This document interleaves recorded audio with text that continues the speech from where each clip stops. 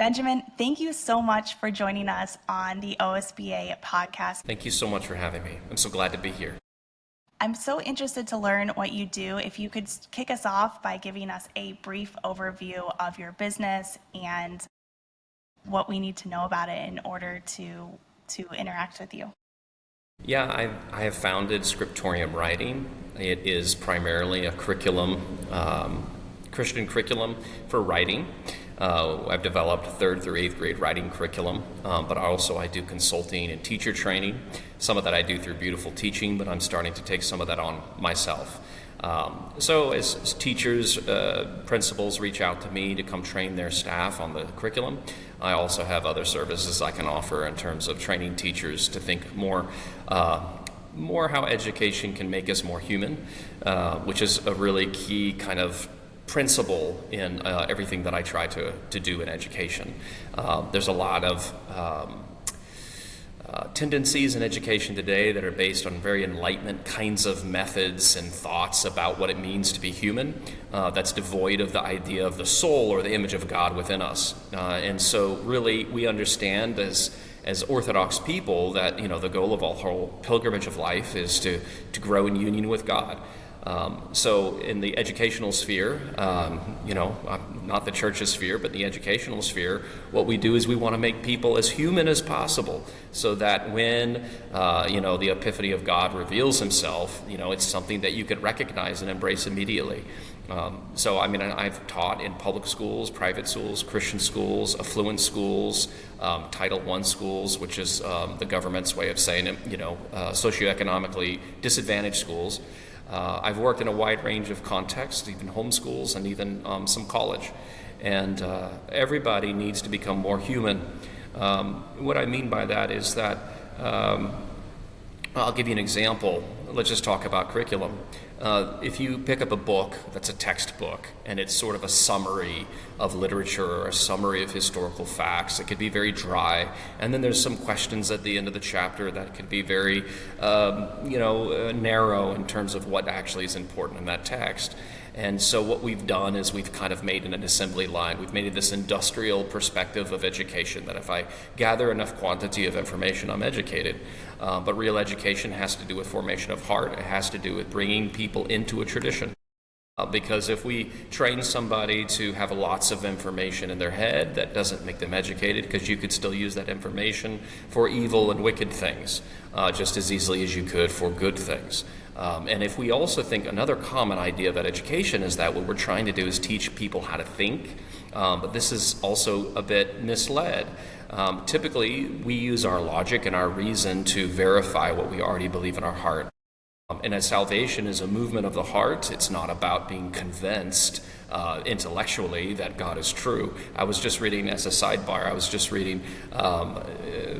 the young man, the gurus, the young man and Elder Paisius. And it's the testimony of a young man from Greece who in the mid-20th century was taking visits to Mount Athos and seeing St. Paisius. And then he'd also went to India and encountered some gurus who seems like through demonic means were able to produce some sort of miracles of some sort, to use the word loosely. And then, of course, he'd go to St. Paisius and he'd see real miracles by the power of God. And the young man is still wiggled back and forth between, is this really bad? Is St. Paisius really good? Is he really righteous? There's this tension in him that he's trying to solve with his intellect. You would think that if you saw a real miracle performed by a saint, all arguments are over. But that's not the case, because we're moved by our heart to love things. We're moved by our heart to go after things and to commit to things, not through our intellect. So when we think about educating people to become more human, what we're doing is we're saying we're not about teaching you how to think through your intellect. What we're doing instead is bringing you into a tradition whereby your heart will be formed to love what you ought to love. And so even in a non-church context, I believe that education can be a means through which we could prepare the soil of the heart so that anybody can be more ready to receive Christ when he reveals himself to them. So that's sort of the grand mission, right? In the meantime, though, we're developing curriculum, 3rd through 8th grade writing curriculum, which is in much need. I don't know if you're familiar with the classical education movement, but the classical education movement throughout America has mostly been picked up by Christian schools of various denominations, but also charter schools. State-funded charter schools have picked up this idea of classical education. But the classical education is a bit ill-defined. It's become so popular that people are starting to use the word classical and kind of putting it on their program, but they're still using a lot of the kind of progressive techniques we understand as kind of normal in America in our classical schools. Or to put it another way, those of us running classical schools, we're not educated in that way. And so we're bringing a lot of the things that we learn from our own education into these classical schools that aren't actually classical. So writing is an arena which had great need, where there's very few curricula out there that is actually trying to approach writing from a kind of classical perspective. So my writing curricula is Christian-based. It's not Orthodox explicitly. We have a broad net we want to cast. In fact, there's even some state-funded classical schools, some charter schools that have actually adopted my curriculum already, which is a really fantastic step for the business. And it's also exciting because this particular charter school, there is Christian content in there, but these charter schools are for all people. I actually asked the headmaster, who happened to be Orthodox himself, who has decided to adopt this for his charter schools and hopefully more in his district in the year to come. And he said, well, I'm from Texas. In the state of Texas, we actually have Old Testament curricula. We have certain historic things we should know about the Bible and the church and things like that in our curriculum. It's not very well known, it's not very well pushed, but it's there. And so under that kind of umbrella, they can incorporate this writing curriculum, even though it does have some Christian content. But the texts that I use as samples are pulled from pagans, classical pagans, from early Christian writers, from the Renaissance humanist writers, and a few modern pieces. So it really spans the whole gauntlet, and so I think it's worthy of being in a wide range of kinds of schools that would be interested in learning to write in this more human way. Yeah. Something that I think is interesting, and it brings to mind, of course, AI. I mean, I don't think we can ignore that effect on writing and our school's curriculum and the way that we learn. And I'm really interested to hear your thoughts on that, since your movement is really to connect us with our humanity. And sometimes it seems like AI is taking over. And it's like this morning I was having a moment of like, why am I even here? Because it seems like at this point, AI is taking over all the jobs I enjoy or things that I do. Yeah, I think that's an excellent question. I've thought about that a lot. I mean, on the superficial level, people need to do their writing in class or in front of their parents if they're homeschooled. We don't want students to just kind of casually, inadvertently, I used AI to get going here. I'm teaching actually online at a community college right now, and I mean, I'm 100% sure that I get AI writing all the time. It's really difficult to prove, and we have technology built into our platform, Canvas. We can identify plagiarism, but that's kind of already outdated. They're not plagiarizing, they're using a computer to write it for them. So until AI gets smart enough to find AI, it's just going to be a struggle in those contexts, and online classes in particular. But something about AI I have noticed, I've played around with a little bit to kind of understand what is happening. And AI is really good at cranking out what we tend to call the 5-paragraph essay. Introduction, body, point 1, point 2, point 3, conclusion. A very formulaic kind of essay, which is exactly the kind of thing I'm getting away from in my curriculum. And so my argument is, well, first of all, have your student write pen and paper. And handwriting is a different kind of thinking than typing, which I'm sure you know with your own writing experience. Your brain somehow functions a little differently when you type ideas down as opposed to when you're jotting ideas down on paper. So that's the first thing. But then secondly, all the writing assignments are basically idea first, form second. Most kind of contemporary approaches to writing teaches form first. They teach an outline. They teach kind of a 5-paragraph essay and a 5-sentence paragraph. And then kids kind of have to fill in the blanks, almost sort of like you're painting by number. So this is not authentic writing, and it's very easy for AI to reproduce. But instead, we present, the curriculum presents the topics of invention. And we teach this classical approach to writing that begins with invention, or taking an inventory of what you already know. In other words, writing should begin with ideas. It should begin with thought. And so when we begin with thought and we give students, even as young as 4th grade, different topics like, okay, we're going to write about the virtue of patience. Can you give an analogy for patience? What's it like? Patience is like waiting for the rain to come when you live in the desert. Okay, can you tell me a definition of patience? Sure. Definition of patience means that you're going to suffer for a long time, to use the King James Bible, right? Can you tell a story about a character who showed patience? And the child will think of a story and be able to tell a narrative about patience. And so we're not just doing kind of a bam, bam, bam, point 1, point 2, point 3, but we're actually being able to help the child think through what they already know and put that down on paper in ways that can be surprising, unique to that child, and something that I don't believe AI can do, at least not yet. I love that you're starting with an idea, because I think that is so powerful, and kind of the way that we naturally are set up. I know you referenced enhancing or getting back to our humanness in your introduction, and that to me just seems like such a human approach. It's absolutely the way that our minds start to become inspired. I think the best ideas, we always say, come in the shower. That's when we're relaxed and kind of maybe reviewing our day or letting our mind wander, and we always end up coming upon that idea that feels so novel and interesting to us that we just can't stop thinking about it. Yeah. And I find that's often what leads to me running to my desk and I have to write it down. And I think it's so fascinating too that you mentioned the tactileness of writing with your hand versus writing on the computer. I found that sometimes the computer is nice because it's quick, but I usually end up starting on the paper versus the other way around. I don't know if there's any science to that at all. It's just something I noticed in my own process. No, I think you're 100% correct, and I love the way you're describing the way ideas kind of just come to you.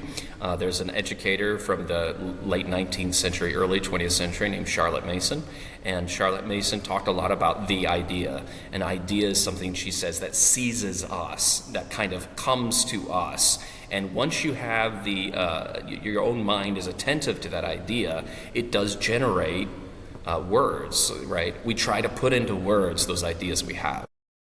So again, if we try to approach writing as like fill in this form, it's going to be dead, it's going to be uninteresting, it's going to be wooden, it's going to be something AI can reproduce. But if we begin with an idea, what is virtue? Define it, tell a story about it, give a parable about it, tell an analogy, what's a proverb about it, what do the scriptures say about it? There's a whole bunch more of content that can be created from that. Once that idea seizes the child, they're going to be committed. And as I've used this approach to writing with students, it's very intuitive and it's very natural. And kids who otherwise wouldn't like writing, I find, are very comfortable with this because it's so intuitive. We are thinking people in terms of words, comes from the thought, and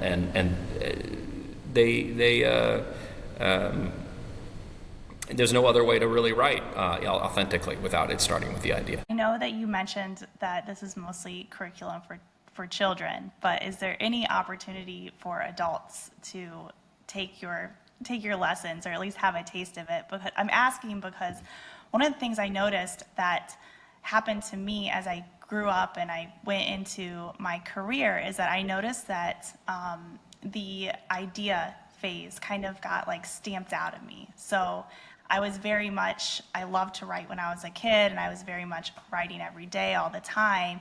But once I got into the corporate world, it felt like I was just like kind of just not exploring novel ideas anymore. It was kind of one of those experiences where the writing had left me.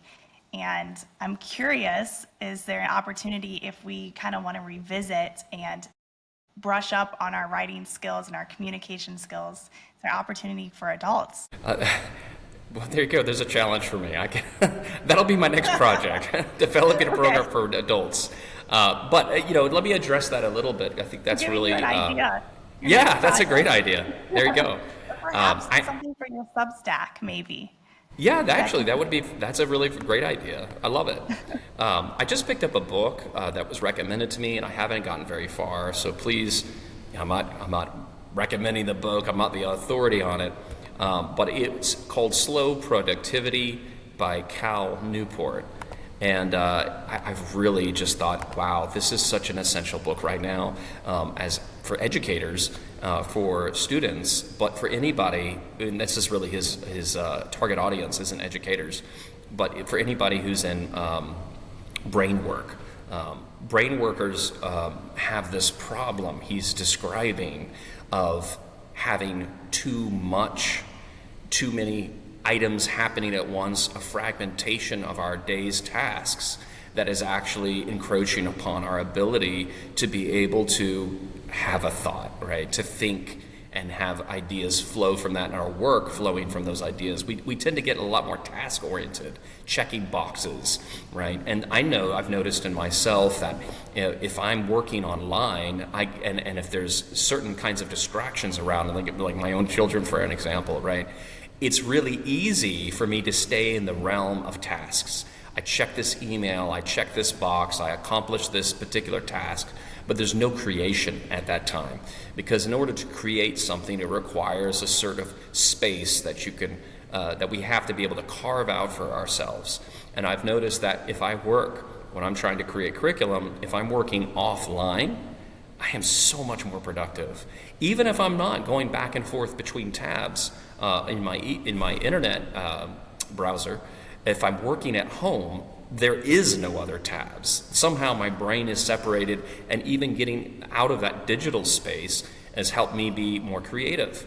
And this work of original thought and original idea that we've been discussing, that thing that seizes us as thought workers, that help us create something new, does require a sort of what appears like passivity, I think. And again, I'll have to read the rest of the book, and we'll have to talk about that later, because I think it'd be relevant to a lot of people who are running their own businesses. How do you manage your time so that you're not getting so, swept away in the task, you're actually not doing your core mission? I think that's probably very relevant to this podcast.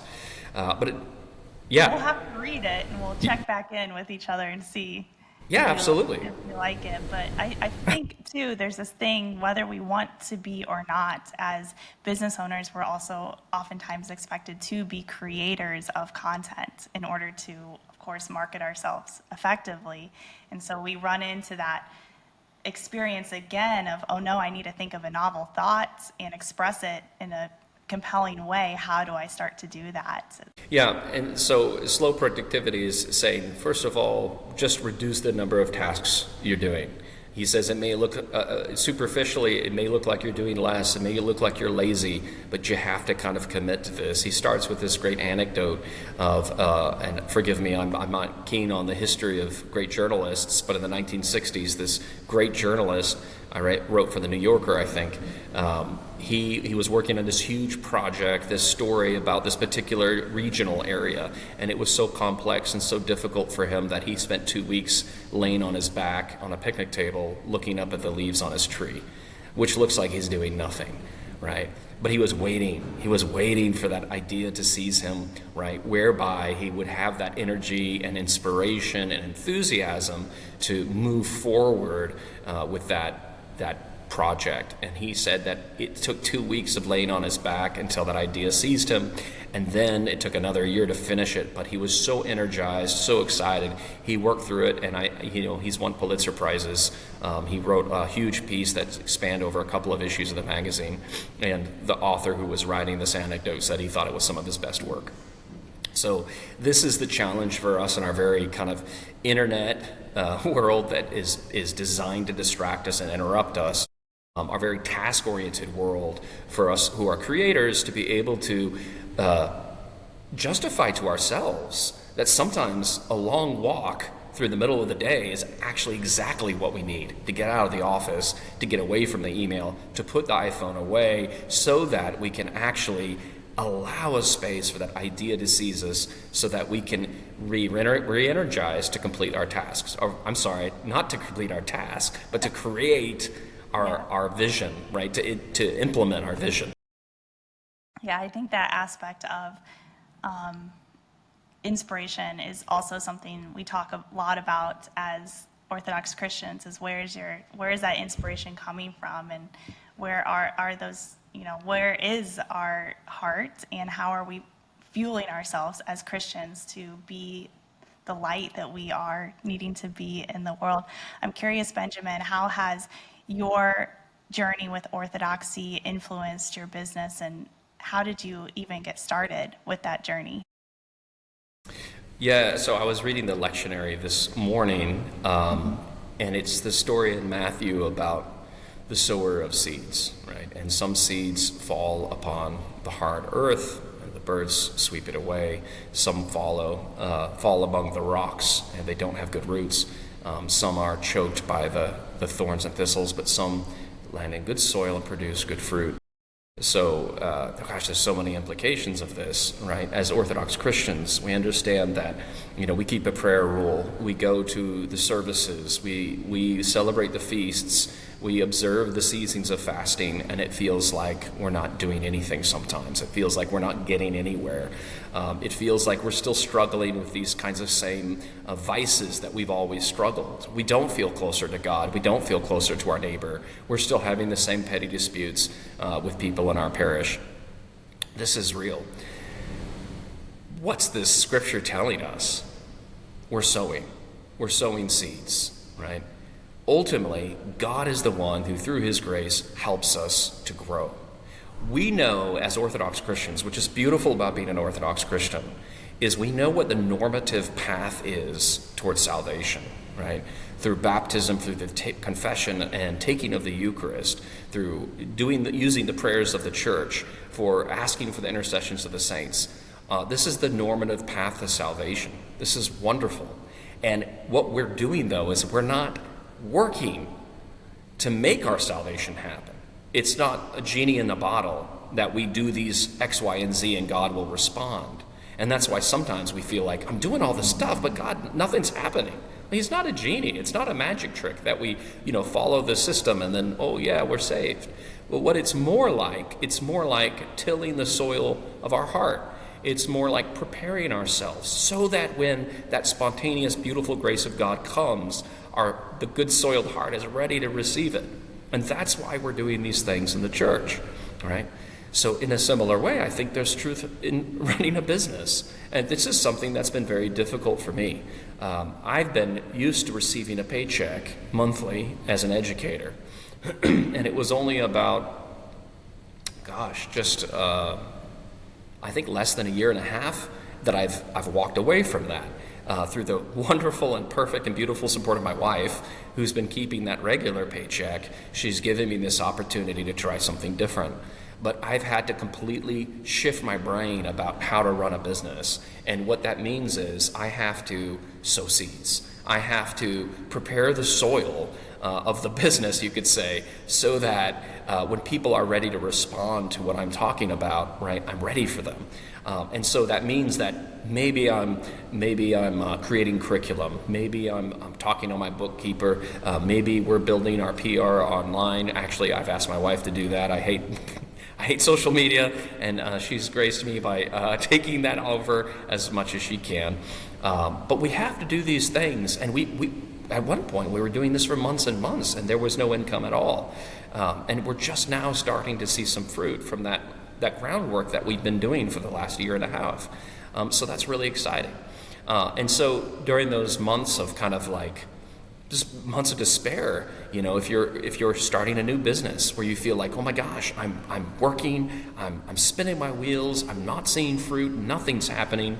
Well, the race is not to the swift, the fight is not to the strong, and God will choose how to bless us. And so we continue to do what we're supposed to do. We continue to do the task that's right in front of us. Today, this is where God will meet me Today, this is where I will encounter grace, not 3 months from now. We only encounter grace today. And so we do that task. And maybe the business fails. Maybe it falls apart. I told you earlier, we were talking, and I ran a little school that I had founded myself for 2 years, and we had to shut it down. It was devastating. And it's very painful to close a business. But the beautiful thing about being an Orthodox Christian, when we're talking about being business owners, is that it kind of doesn't matter. At the end of the day, it allows us to do these things so that we encounter his grace, whether the business is successful or not. This is the way that God has provided for me to encounter his grace, through going through these steps, trusting him when things are tough, and thanking him when we start seeing things happen. So that's I think the beauty of it. Yeah, it's so well said.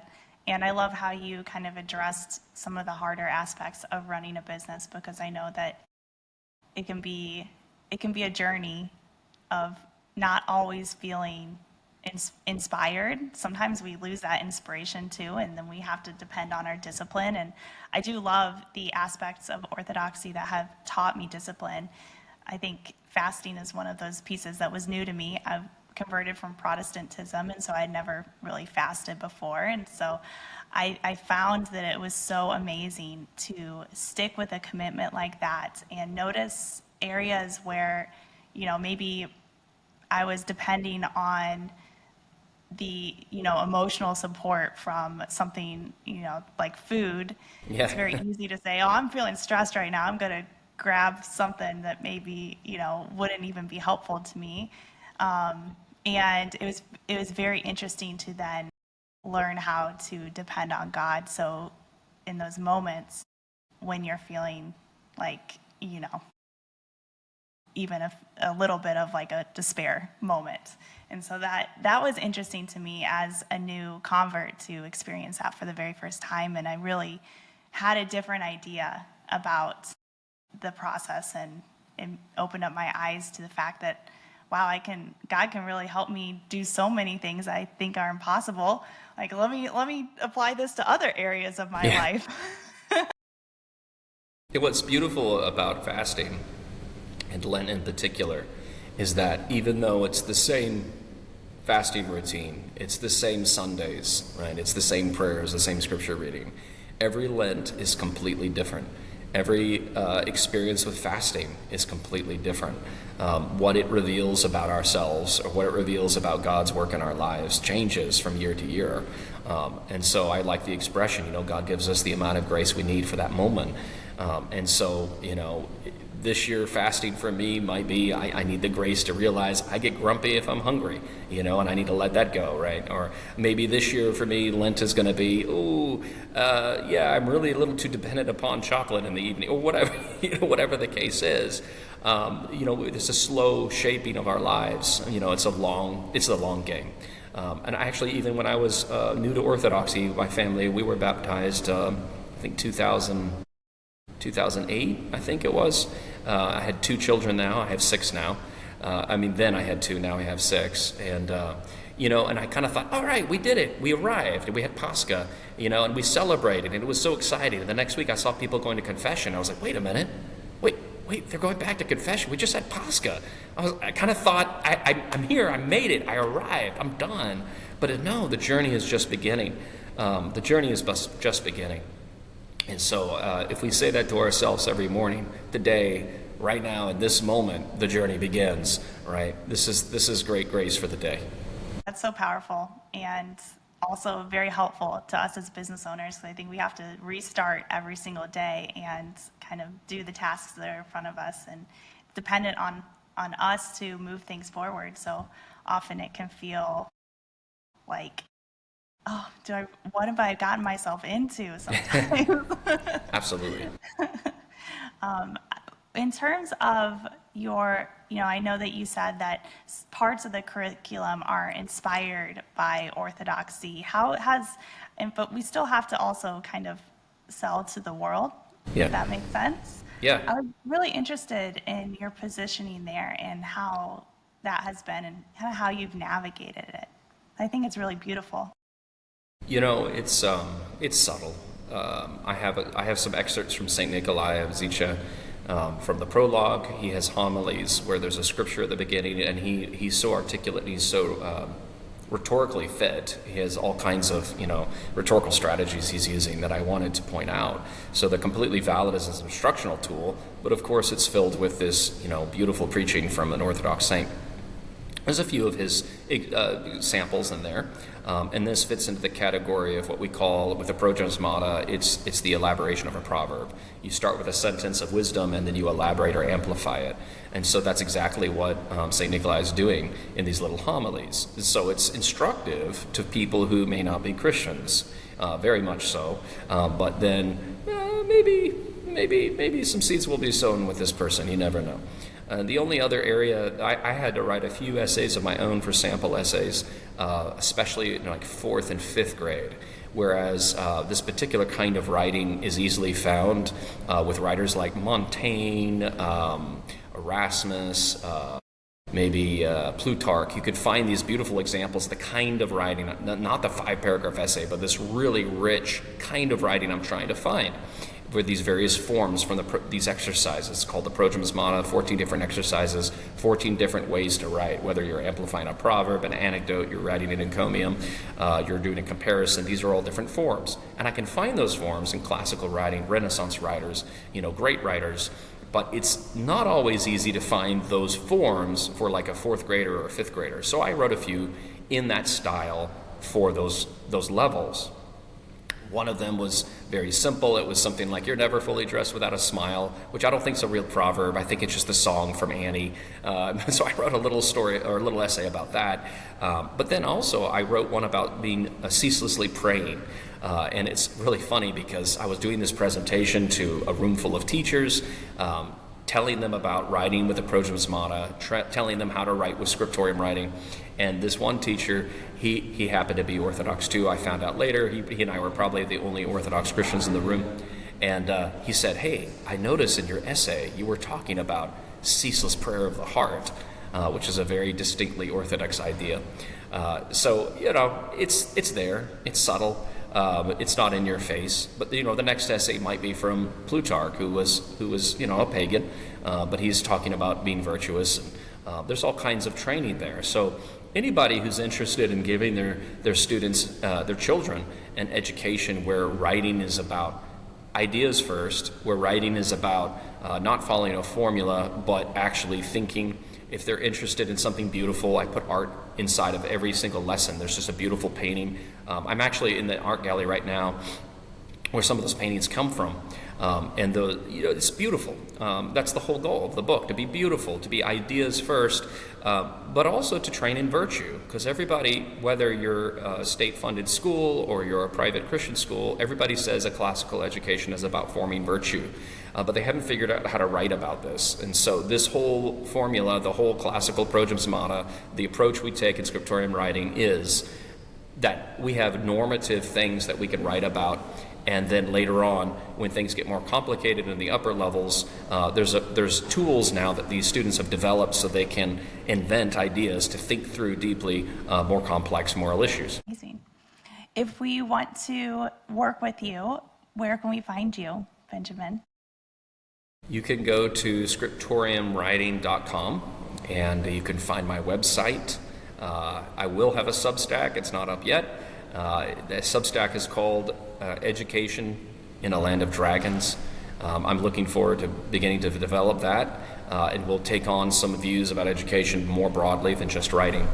But right now, reach me online. You can email me at benjamin@scriptoriumwriting.com, and you can find my books on Amazon, which are also available there for sale. Amazing. And we will also link it in the show notes, so everyone can go to the show notes and find Benjamin and his beautiful Scriptorium process. Thank you so Is it much. a process or a product? It's both.